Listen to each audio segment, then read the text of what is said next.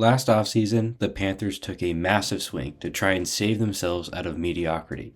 Trading consecutive first-round picks and stud wide receiver DJ Moore, Carolina eyed up Alabama quarterback Bryce Young to be the savior of their franchise. Now, just 1 year later, this move, along with the future of the Carolina Panthers, is already on the brink of disaster.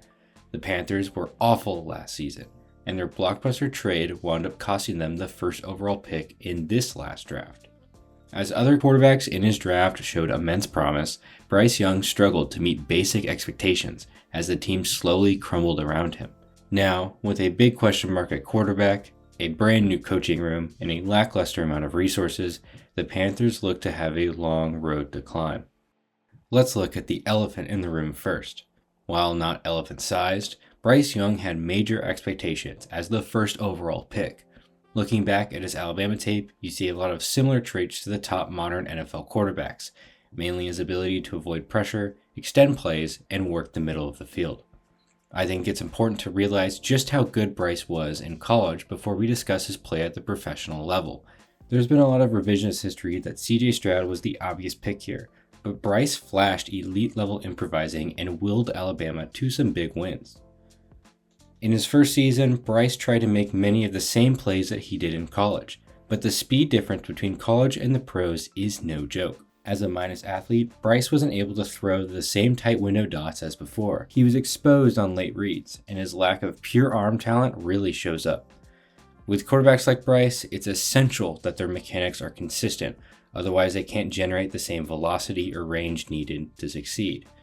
You see this a lot in Bryce's rookie season. His mechanics can be sloppy when he's rattled, and it usually leads to a missed opportunity or a turnover. Now, this isn't uncommon with rookies, and it's easy to fix with experience, but these two issues are the main reasons why Bryce just couldn't overcome his situation.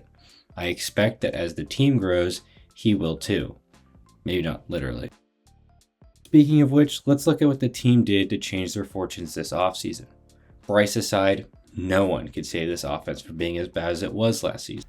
Additions like Miles Sanders, DJ Chark, and Hayden Hurst quickly flamed out, while Adam Thielen did the best that he could. Young receivers like Laviska Shenault, Terrace Marshall Jr., and 2023 rookie Jonathan Mingo couldn't get much going in the Frank Reich system. Even worse, the offensive line was a complete disaster last season.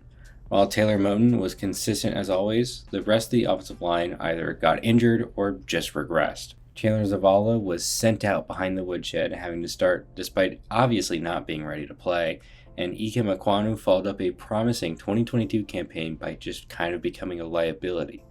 The interior offensive line was also plagued with injuries.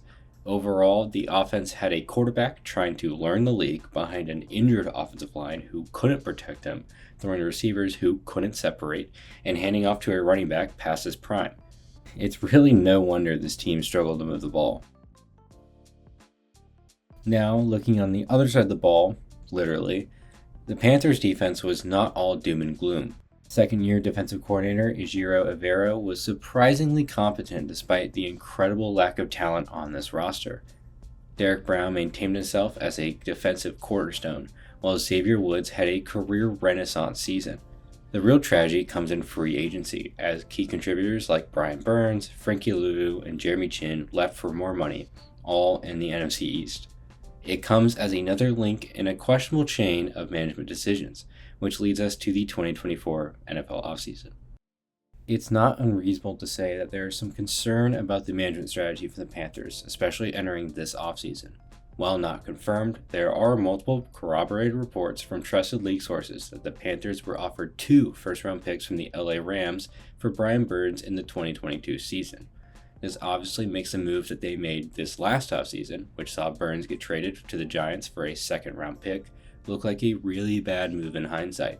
If true, the Panthers lost all of their leverage to keep a guy who they couldn't even guarantee would sign a deal, then waited and allowed the market to get more and more expensive, until they decided that they just didn't want to pay him anymore.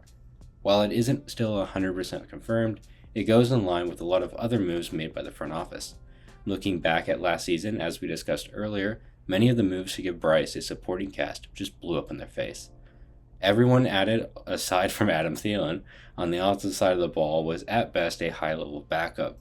Along with trading the guy who would have really helped the team in DJ Moore, it makes the Carolina management look short-sighted and just incompetent.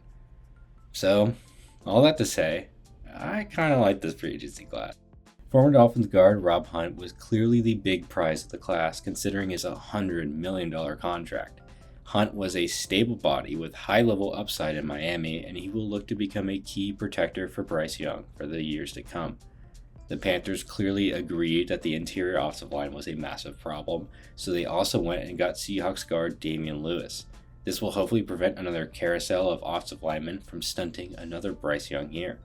Deontay Johnson joins the team as the likely ex-receiver, alleviating the alpha dog role from Adam Thielen. The defense looks to be the real loser in this scenario, but they still got some interesting pieces like edge DJ Wonnum and safety Jordan Fuller. Now, looking to the draft, Carolina bolstered their offense even more, showing a clear commitment to make sure that the Bryce Young experience works. First, they traded up to pick 22 to snag South Carolina wide receiver Xavier Legette, a physical freak with a heavy Southern twang. He has the ability to stretch the field vertically and extend plays after the catch, two traits the Panthers sorely needed last year. In the second round, the Panthers snagged Texas running back Jonathan Brooks. Brooks is an interesting player, as without injury, he likely would have competed for a first-round selection. He's quick on his feet, can work the short game on passing downs, and has enough power to run through defenders. The do-it-all back will work alongside Chuba Hubbard to alleviate some pressure off of the Carolina passing game. Lastly, in the fourth round, the Panthers picked up Texas tight end JT Sanders. JT is a rack specialist who will need to up his ability as a blocker to survive in the modern tight end position, but he has definite receiving upside. While the offense got the bulk of the attention, linebacker Trevin Wallace and cornerback Joe Smith-Wade are two names to watch on the defensive side of the ball during training camp. But none of these moves matter if there isn't somebody to put it all together. The Panthers went and hired former Bucs and Seahawks offensive coordinator Dave Canales to be their next head coach this last offseason, and I absolutely love this move. Canales has gained some notoriety around the league for his ability to quote-unquote fix quarterbacks. He helped a quarterback that everybody wrote off become an efficient passer late into his career, and he helped another first overall pick find his groove again in Tampa Bay. Canales' big strength comes in his situational play calling. He makes things easy on the quarterback, using quick motions to make the defense tip their hat on what coverage they're running and force them to switch their coverage rules right before the snap. While I don't see Canales as the next revolutionary offensive mind, as I think his play calling can be quite simplistic, I think he can absolutely raise the floor of this Panthers team and get their new era up and running. The 2023 Carolina Panthers were nothing short of an absolute failure, in large part due to short-sightedness and clumsy decision-making. They wanted to swing big and finally get their quarterback, but forgot to build a stable foundation before buying their million-dollar mansion. They are a lesson for other teams who are eyeing their next move, a lesson on how not to support their prized possession, how to lose a draft day trade. But in the near future, they may also be a lesson on how to get out of this very situation. While they may not be ready to compete this season, the Panthers are doing their damnedest to build a strong quarterback-coach connection, which may allow them to do the impossible: build the foundation after the house.